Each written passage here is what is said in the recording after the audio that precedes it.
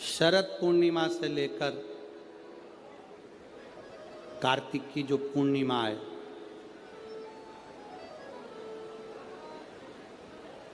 उस बीच में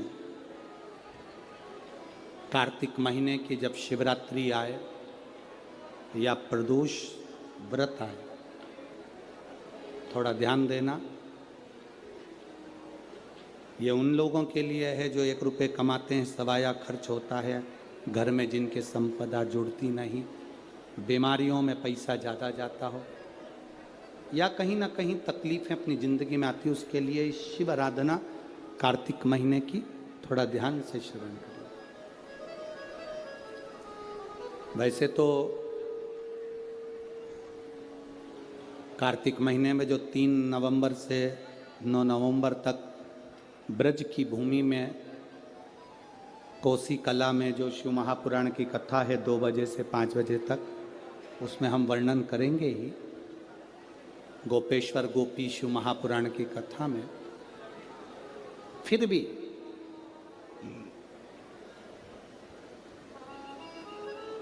और हमारा निवेदन, जो ब्रज के नजदीक में रहते हैं, ब्रज की भूमि में कार्तिक महीने में पहली बार शिव महापुराण की कथा होने जा रही है। जो ब्रज के नजदीक में रहते हैं वो बड़े भाव से सुनने के लिए अवश्य पधारें। जो उसके नजदीक में रह रहा है, जिनको ब्रज रज में बैठकर सर्वेश्वर भगवान कृष्ण की रज में महेश्वर भगवान शंकर की कथा जिनको सुनना है वो सुनेंगे। कार्तिक के महीने में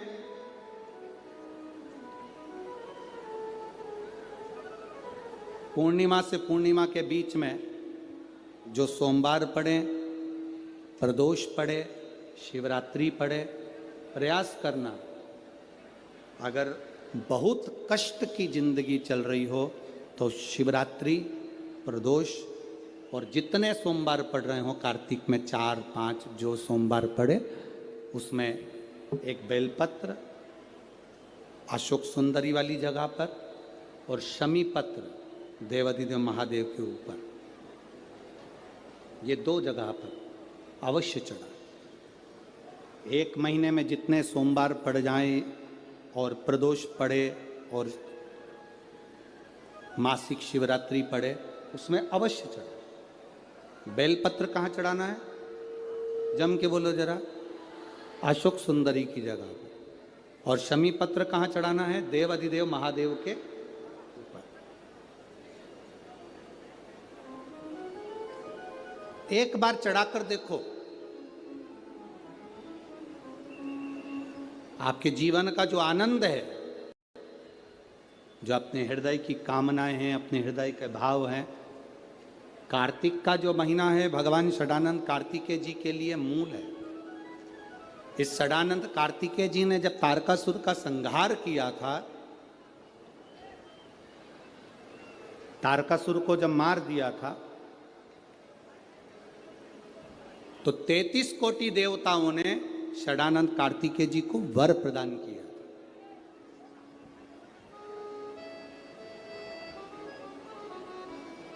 कार्तिकेय जी को वर प्राप्त हुआ। तो लक्ष्मी जी ने और भगवान नारायण ने षडानंद कार्तिकेय जी से कहा, हे स्कंद देव, हे कार्तिकेय, कार्तिक के महीने में जो दीप दान करता है उसके घर में कभी संपदा की कमी नहीं आती है। कार्तिक महीने के दीपदान की महत्वता जैसे ही लक्ष्मी और नारायण ने कही, तब ब्रह्मदेव प्रकट हुए और देवाधिदेव महादेव प्रकट हुए माँ पार्वती के साथ में, और ब्रह्मा जी प्रकट हुए माँ ब्रह्माणी के साथ में। उन्होंने वर प्रदान कर दिया। षडानंद कार्तिकेय भूलवश भी अगर कोई बेलपत्र और शमी पत्र दोनों एक साथ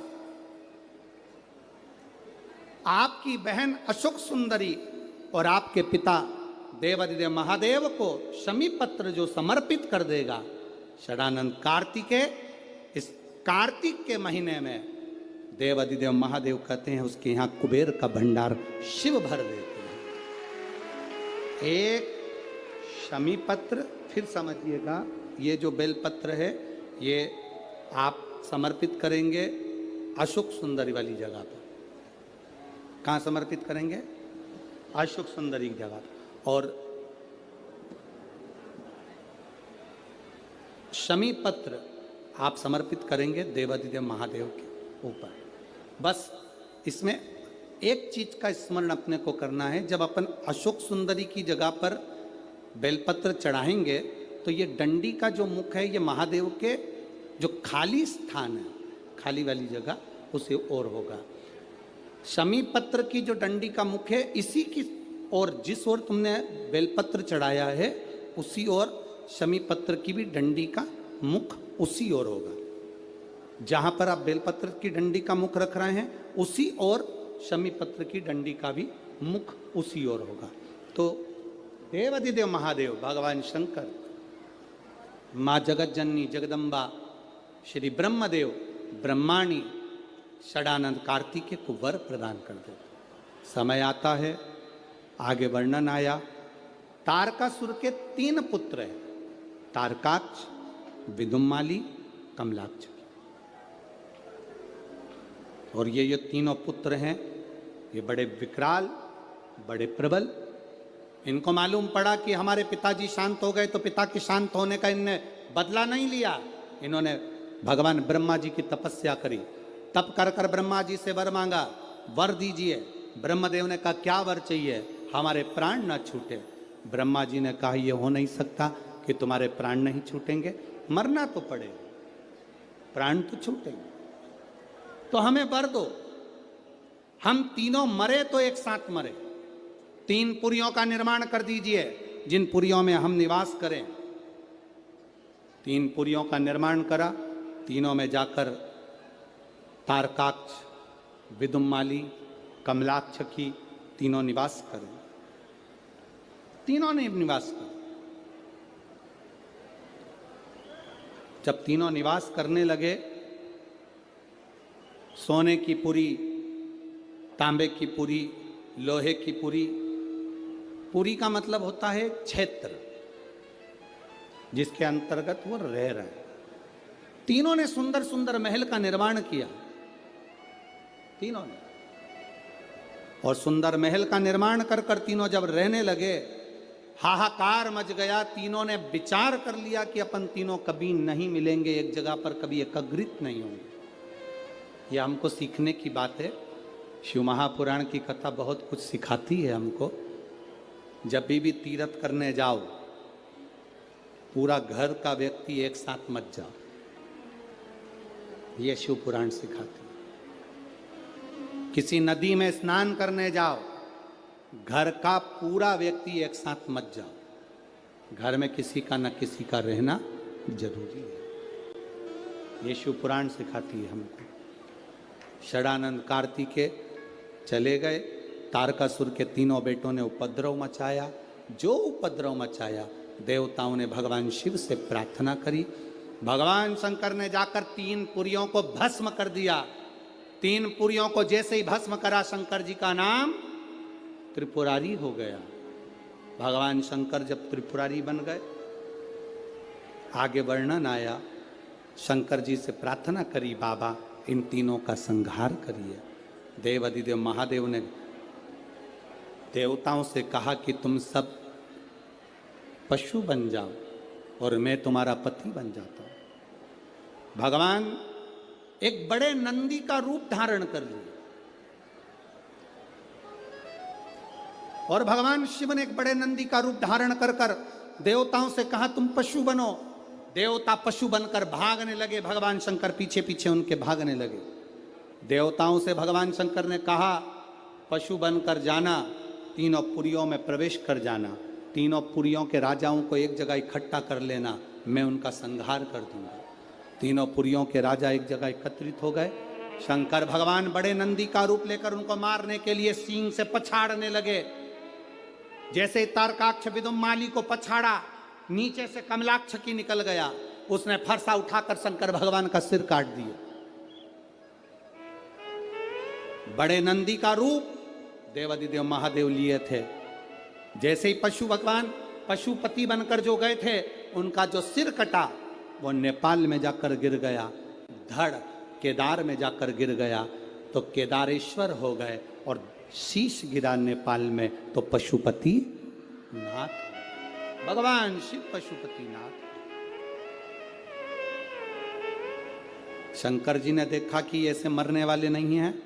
शिव जी अपने असली स्वरूप में आ गए। हाथ में त्रिशूल लेकर देवाधिदेव महादेव ने तारकाक्ष विदुम्माली को मारा। पीछे से कमलाक्ष फिर आया। शंकर भगवान ने उसी त्रिशूल के पीछे के नोक से कमलाक्षकी को मार दिया। तीनों के प्राण छूट गए। देवताओं ने पुष्पों की वृष्टि कर दी। चारों तरफ आनंद की अनुभूति हो गई। बोल पशुपतिनाथ भगवान की।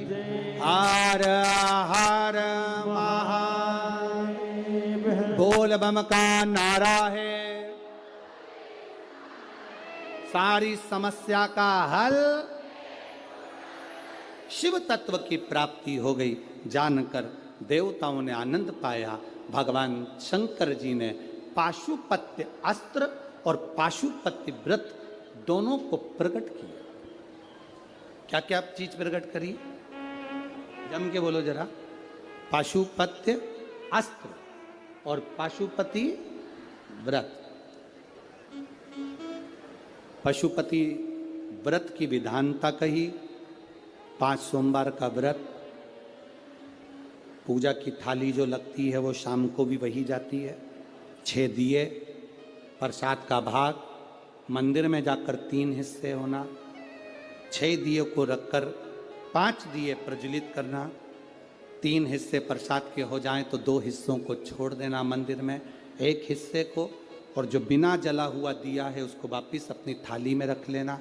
बाबा से प्रार्थना कर कर 6ठे नंबर का जो दिया लेकर गए हो अपने घर के दरवाजे में राइट हैंड प्रवेश करते हुए सीधे हाथ की ओर बैठकर घर की ओर मुख कर कर दिए को जला देना। ऐसे भोजन करते समय सबसे पहले बाबा का जो प्रसाद लाए हो उसे खा लेना। ऐसे 5 व्रत होते हैं। 5वें व्रत में जब पूरा व्रत होए तब श्रीफल भेंट और कुछ भी 108 दाने चावल के हों, फूल हो, पंखड़ी हो, पत्ती हो, बाबा को समर्पित। बाबा से प्रार्थना, बाबा मैंने आपके पशुपति व्रत करे हैं, स्वीकार करना बाबा। पशुपति व्रत के चलते चलते 5 व्रत के अंदर अगर कभी जिंदगी में अपने क्षेत्र में शिव महापुराण की कथा 200-300 किलोमीटर दूर भी हो रही हो तो एक बार सुनकर जरूर आना। बाबा आपके मन की मुराद को पूर्ण जरूर कर देता। आप में से भी कई माताओं के पशुपति व्रत होंगे, हैं, कईयों के होंगे, और उस बीच में आपको ये 5 दिन की शिव महापुराण की कथा में 1 दिन की भी अगर कथा मिली है तो समझना कि बाबा की कृपा आप पर हुई है। ये शिव तत्व